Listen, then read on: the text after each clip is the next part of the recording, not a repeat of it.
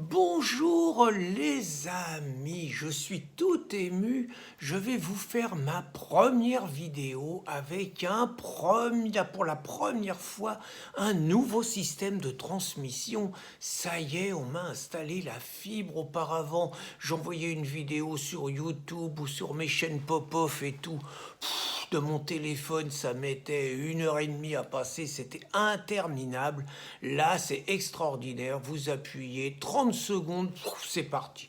Truc 400 fois plus fort et tout. Très franchement, je suis admiratif devant la technologie, devant ce qu'on arrive à faire et tout. Même si c'est plus de mon âge, je tire mon chapeau aux techniciens et tous ceux qui nous permettent d'avoir finalement des prouesses technologiques qui nous facilitent la vie dans ce qu'on fait au quotidien. Vous voyez, je ne suis pas toujours un archaïque. Et donc, j'ai envie de vous commenter un petit peu cette histoire dont toute la France a parlé, étonnamment, qui est cette agression qui a eu lieu dans une laverie à Soisy-Montmorency. Je vous commente les faits. Augustin, un commerçant, je l'ai écouté parler, je pense qu'il est d'origine antillaise. Le mec, on sent qu'il a des épaules, il aurait pu jouer au rugby, il aurait pu être catcheur, lutteur. Bref, le mec, il y a du monde. 44 piges, il est avec deux de ses enfants, 5 et 7 ans, il est dans une laverie et il y a un jeune, comme on dit, qui par ailleurs est habillé en salafiste, qui est dans la laverie et qui ne porte pas de masque. Augustin, qui est bien pensant et qui pense qu'il faut porter des masques partout, fait la remarque au jeune salafiste. Le jeune salafiste fait semblant de ne pas entendre, mais comme Augustin, il y a quand même du monde et tout, Augustin, qui n'est pas habitué à fermer sa gueule apparemment, hausse le ton. Le jeune va chercher un pote, mais même à deux, il leur paraissent un peu léger. Surtout qu'Augustin a un pote également qui passe devant la laverie au même moment. Ça sent l'embrouille entre Noirs et Arabes, et finalement, les deux meuses comprennent qu'ils font pas le poids et se borrent. Le pote d'Augustin se bord, Augustin reste, et il pense que l'affaire est terminée. Erreur. Les deux oiseaux ont été chercher deux autres copains, et donc 4 salafs en tenue Camille et tout, en tenue de salafiste, arrivent dans la laverie. Ils ont des manches de pioche, certains disent des battes de baseball, et ils allument Augustin qui essaye de s'en sortir. On voit que le mec est habitué à se battre, on voit que c'est pas un gars qui recule, il essaye de foncer, il en percute un, mais il prend 3 ou 4 coups de manche de pioche et de batte de baseball dans la tranche.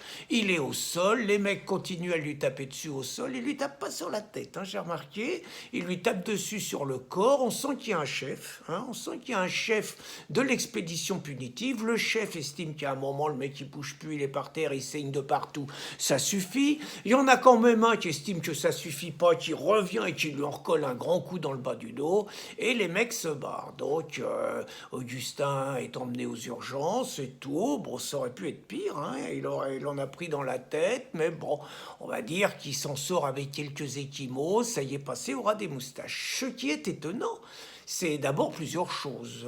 C'est que seuls, à mon avis, des Antillais, des mecs costauds et des mecs plutôt de la diversité sont capables aujourd'hui de dire à des meus qu'il faut porter un masque. Parce que les seuls qui ne portent pas de masque dans les lieux publics sont la plupart du temps des meus et la plupart du temps, on va dire, des Africains subsahariens, peut-être de confession musulmane. Mais disons que la plupart des Français, même s'ils gueulent, respectent les lois. Donc déjà, la première chose, c'est si les Meuses ne portent pas de masque, ils en porteraient s'ils étaient dans leur pays. S'ils n'en portent pas en France, c'est pas du tout pour un militantisme anti-masque, c'est une façon de faire un bras à la France, un bras à la République, un bras aux lois de la France, et à estimer que finalement, les Français n'ont pas à leur donner d'ordre, n'ont pas à leur dire ce qu'ils doivent faire, et qu'ils sont seuls les musulmans peuvent donner des ordres aux musulmans. Vous voyez, c'est une première chose intéressante. La deuxième chose, c'est la méthode de répression. C'est une véritable opération punitive, une bastonnade, comme ça se passe au Pakistan, quand il s'agit de châtier soit des femmes infidèles, soit des femmes, on va dire, infidèles à l'islam, je l'entends, soit des mécréants, soit des apostats. Bon, c'est la bastonnade, c'est pas loin du coup de fouet. Vous voyez, c'est quand même la volonté décider de châtier en fonction des lois de la charia. Alors ce qui est très étonnant, donc une fois que ces commentaires sont faits sur cette anecdote, c'est que alors que d'habitude, c'est pas pour dire, on est dans un pays, il y a 48 agressions gratuites, il y a une agression gratuite toutes les 48 secondes, il y a 2000 agressions gratuites par jour, il suffit de regarder, je vais y revenir, l'actualité pour voir que la France, même si les gauchistes ont décidé qu'on n'avait pas le droit d'utiliser le mot, la France sombre dans l'ensauvagement, et malgré tout, cette fois, un micro de TF1 vient voir la victime, et cette fois, quelque part, les images circulent partout. Donc il y a un intérêt quand même à se dire, est-ce que les médias prennent conscience de l'ensauvagement de la France ? Pas du tout. On sait que les médias mentent délibérément aux Français, leur cachent la vérité, leur cachent la gravité de la situation, leur cachent la réalité des chiffres que je viens de vous citer. Tout simplement parce que les médias, depuis notamment 2002 et depuis qu'il y a 48 heures d'un premier tour, on a fait voir un pauvre monsieur Paul Gouaz qui s'était fait massacrer par des SDF et tout, qui était passé avec un visage comme ça, et que Le Pen avait été présent au deuxième tour. On a dit que c'était à cause de TF1 si Le Pen avait été présent au deuxième tour. Et donc, on a décidé qu'on ne passerait plus d'informations qui faisaient le jeu du Front National. Or, cette fois, il passe ces informations. J'ai peine à croire. Alors, il passe ces informations pour deux raisons. Et c'est intéressant de voir. La première, c'est de montrer que la victime n'est pas un petit blanc, mais que la victime est un noir, qui est victime du racisme. Mais on ne dit pas d'où vient le racisme.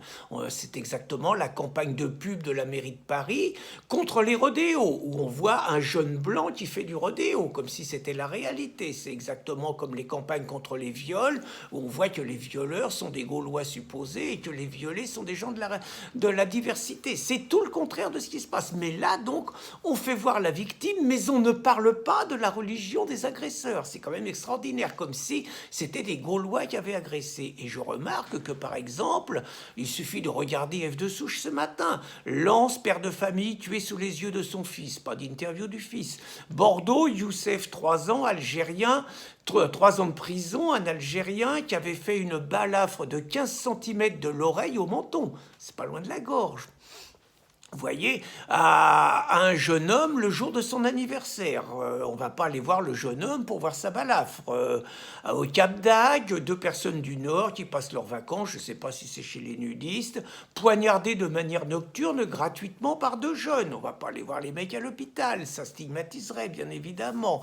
Des militaires à Serrault, des militaires pris à partie par des jeunes. On ne précise pas évidemment quels sont les jeunes, mais tous les Français comprennent. À Blois, par exemple, à Blois, c'est encore mieux. Un mec, on ne précise pas son origine, qui pique des lacrymos dans la bagnole des flics, bravo les flics entre nous, qui rentre dans le commissariat, qui agresse les flics, qui les insulte et qui commence à leur taper dessus. Le mec se fait même pas dégommer, pas d'interview, on va pas voir les commissaires, on va pas voir les mecs et tout.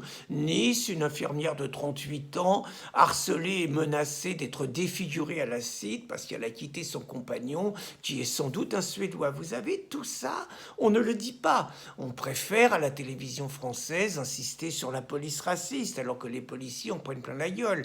On préfère insister sur la victimisation d'une racaille violeur en prison, Adama Traoré, et faire une icône d'Assa Traoré. Il paraît même que le bobo macronien Kassovitz, celui qui se réjouit que les racistes, ou ce qu'il appelle les racistes, que la France soit métissée, autrement dit que la France soit submergée, il va faire un film sur Assa Traoré.